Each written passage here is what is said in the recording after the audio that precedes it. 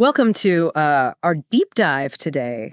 We're going to be exploring EU-Russia energy relations. Yeah. And we're going to try to untangle this very intricate web using some recent news articles and some translated video clips. Yeah. And I think it should give us a pretty multi-dimensional view.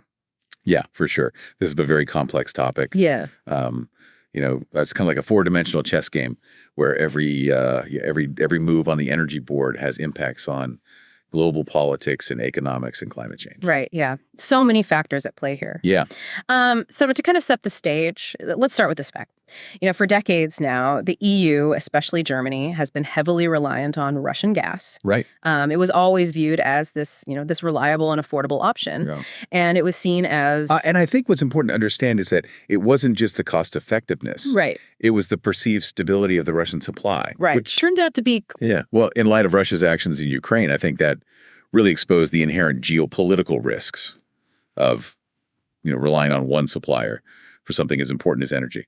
Absolutely. And so that's put the EU in this incredibly difficult position where they desperately want to break free from this reliance on Russian gas, but it's just not that simple. Yeah, no, it's not a quick fix. It's not like flipping a switch, right? It's like trying to kick a sugar habit, but you find yourself stuck in a blizzard with only a box of donuts. Oh, that's a great analogy. You should resist. Yeah. But the immediate need is hard to ignore. Right. It's like you need the energy now. Yeah. And there aren't that many options. Exactly. And that brings us to this, this rather perplexing situation where while the EU is trying to, decrease their reliance on Russian pipeline gas, they're simultaneously importing record amounts of liquefied natural gas, which is LNG, from Russia. Right. So, over 837,000 metric tons in the first 2 weeks of 2025. Yeah. It seems kind of counterintuitive, right? Yeah.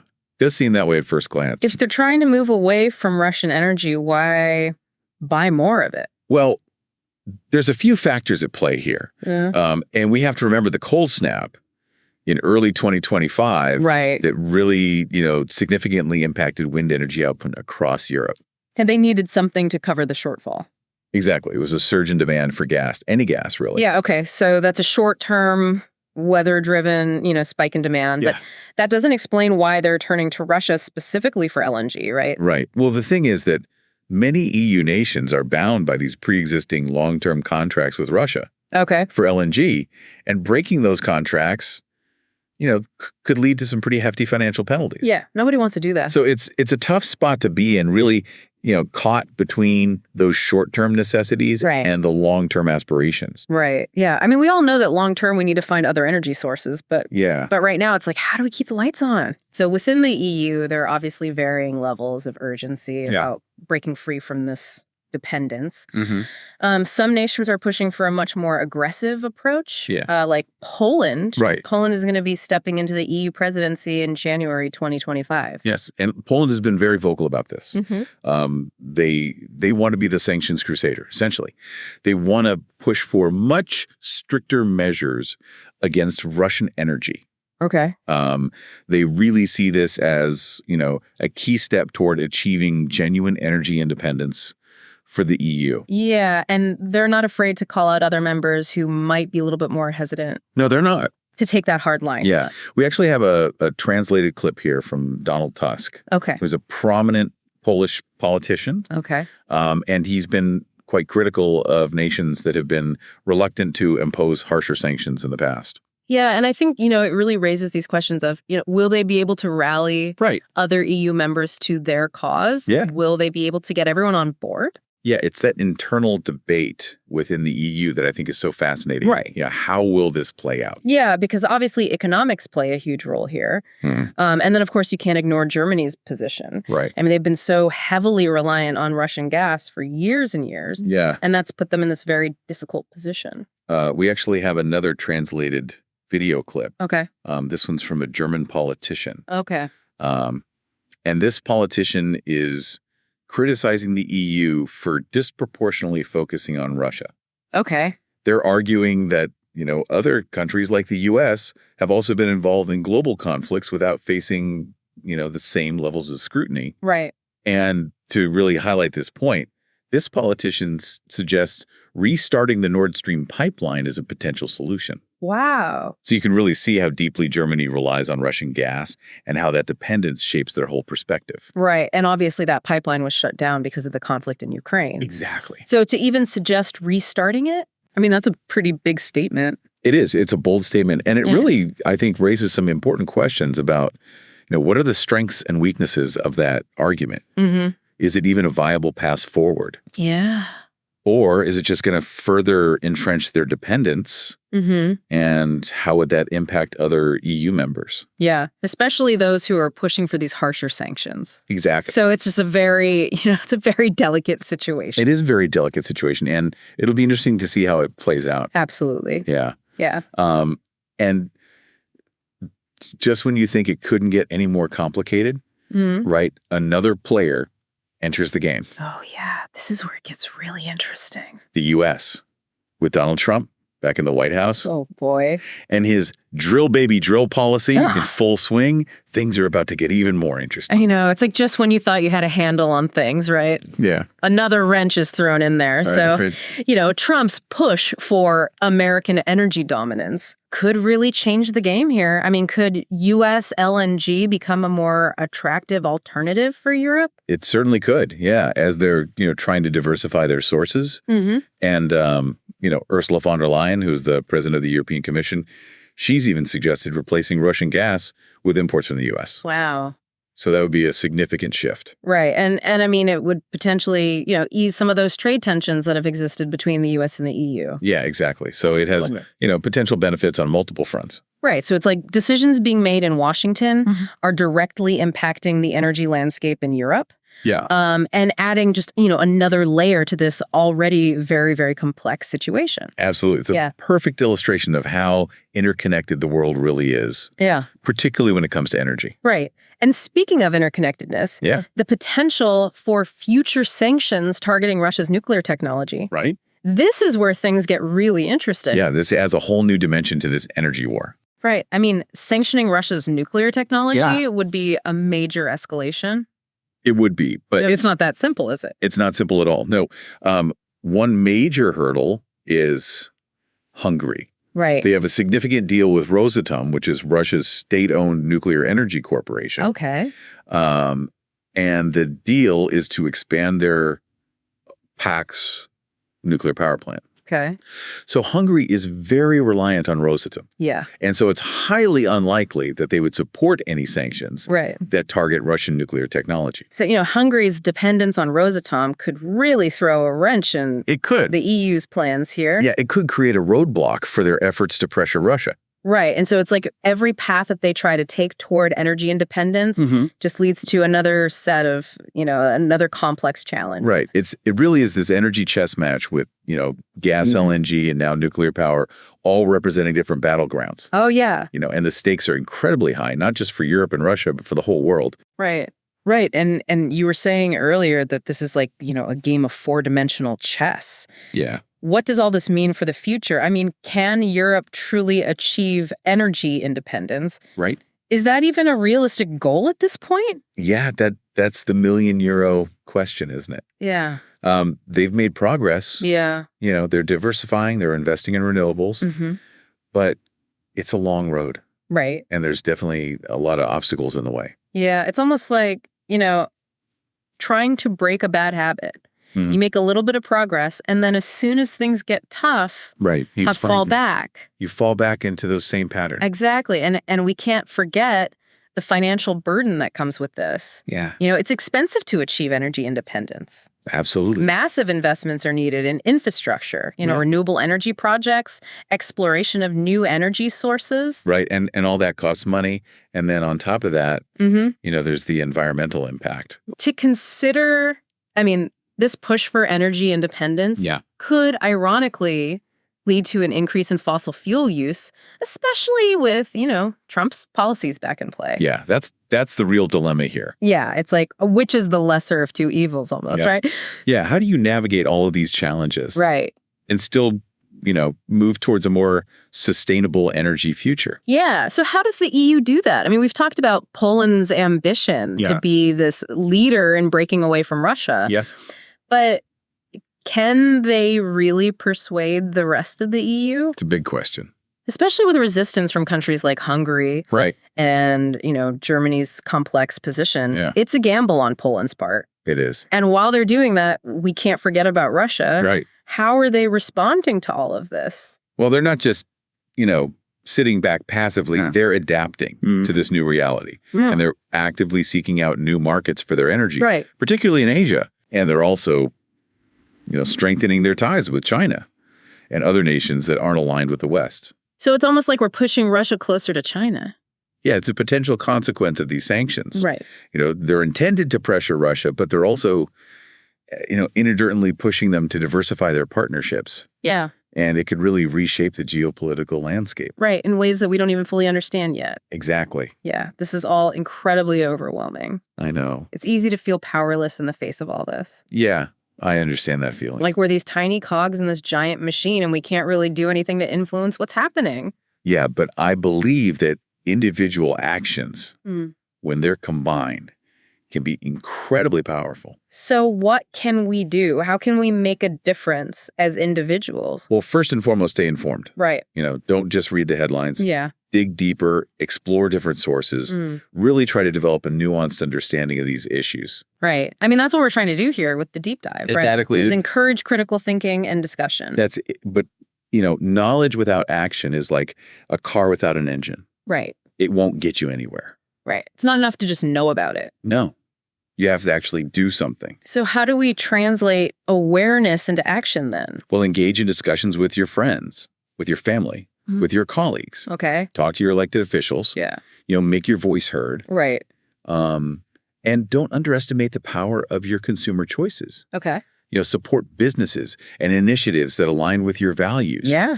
Every action, no matter how small it is, contributes to something bigger. Right. So it's encouraging to know that we all have a role to play here. We do. It's not just about, the politicians or the CEOs. No, it's about all of us. It's about all of us making those choices. Exactly. Yeah, and we shouldn't lose sight of the power of innovation. I mean, this energy crisis could really spark, breakthroughs in renewable energy and new ways to generate power. Absolutely. We're seeing advancements in renewable energy technologies, in energy storage. Right. In smart grids, and energy efficiency. Yeah. It's a time of great opportunity. Right. So while there are these undeniable challenges, there's also a sense of hope. Right. The future of energy isn't set in stone. No, it's being shaped by the choices we make right now. Right. So it's up to us to decide what kind of energy future we want. Absolutely, both individually and collectively. Okay. So while the EU is, working on decreasing its reliance on Russia. Right. We can't forget that Russia also has a role in this. Yeah, they're not just going to sit there and take it. Right. How are they responding to all of this? Right. Well, as we discussed earlier, they're adapting to this new reality by seeking new markets, particularly in Asia. Right. They're also strengthening their ties with China and other nations that aren't, aligned with the West. So the sanctions, while they're intended to, pressure Russia, they're also pushing them in other directions. Yeah, it's a complex geopolitical chess match. Every move has these ripple effects across the globe. Yeah. And the stakes are incredibly high for everyone involved. Okay, so as we're observing all this unfold, what are some key developments that we should be watching for? Well, on the political front, keep an eye on Poland and their efforts to push for tougher sanctions during their EU presidency. Okay. Will they be successful in persuading other member states? Right. Will they be able to convince everyone? Yeah. And what about Germany? Right. Will they be able to balance their economic interests with, their support for Ukraine and the push for energy independence? Yeah, it's a tough balancing act for them. It is. And then, of course, there's the U.S. and their influence on this energy landscape.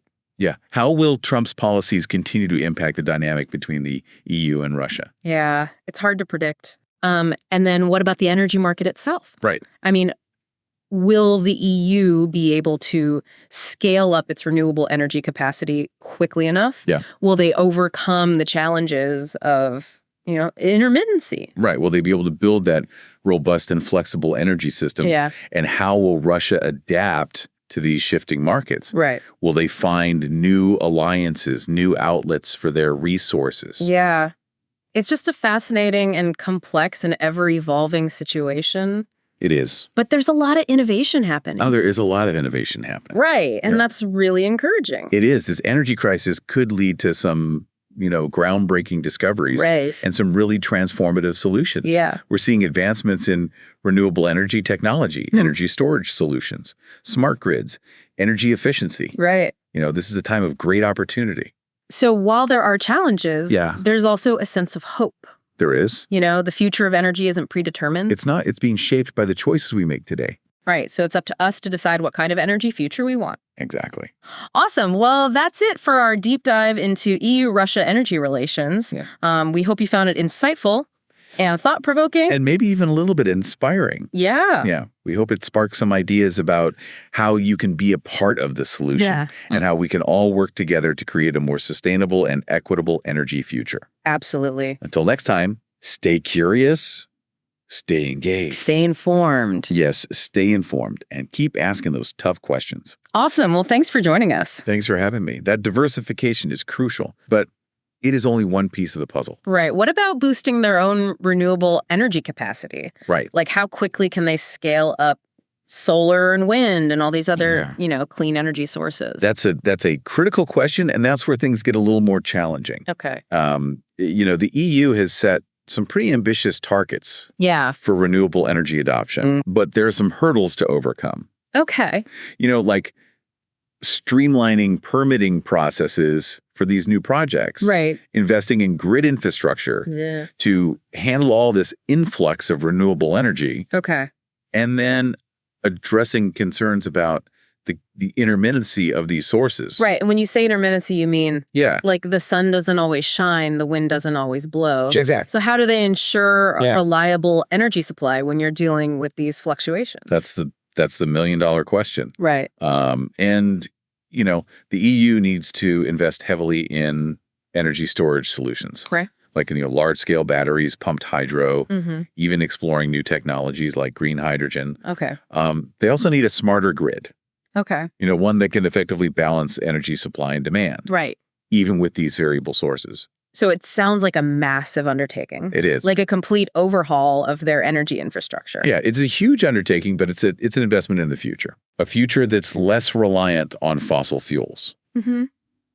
More resilient to, these energy shocks and ultimately more sustainable. Right. So it's not just about building more wind turbines and solar panels. Right. It's about building a smarter, more interconnected energy system. It's about the whole system. Yeah. Yeah. And that requires, innovation and investment on a massive scale. Right. But alongside, these large scale efforts, we can't forget about energy efficiency. Oh, absolutely. Right? What can the EU do to reduce energy consumption in the first place? Yeah, that's a great point. And that's also an area where individual actions can really make a difference. Right. We can all be more mindful of our own energy use. Exactly. At home and, in our daily lives. Yeah, for sure. So what can the EU do on that front? Well, they can implement things like stricter building codes. Okay. To make sure that, new constructions are energy efficient. Okay. Promote energy efficient appliances and technologies, and even, encourage behavioral changes, like using public transport, more carpooling, just being more conscious of our energy consumption habits. So it's a multi-pronged approach. It is. Diversifying energy sources, investing in renewables and energy storage, and promoting energy efficiency. Yeah. Sounds like they have their work cut out for them. They do. Yeah. But I'm optimistic. Good. The challenges are significant, but I don't think they're insurmountable. Okay. The EU has a history of tackling these complex issues. Yeah. And I think they have the resources, the expertise, and the political will to transition to a more sustainable energy future. Right. And it's not just the EU that's working on this. No, not at all. A lot of other countries are also making this shift. A lot of countries are on a similar path. Right. Investing in renewables, improving energy efficiency, trying to reduce their reliance on fossil fuels. Exactly. It's a global movement. So it's good to hear that, while the headlines often focus on the conflict and the challenges, there's also a lot of collaboration and progress happening. Yeah, for sure. And it's important to acknowledge that and to celebrate those successes because it shows us that change is possible. Right. Because it can be easy to get discouraged when you're dealing with these complex global issues. Absolutely. So maintaining that sense of hope and optimism is crucial. I love that hope and optimism. Yeah. That's what we need. That's what we need.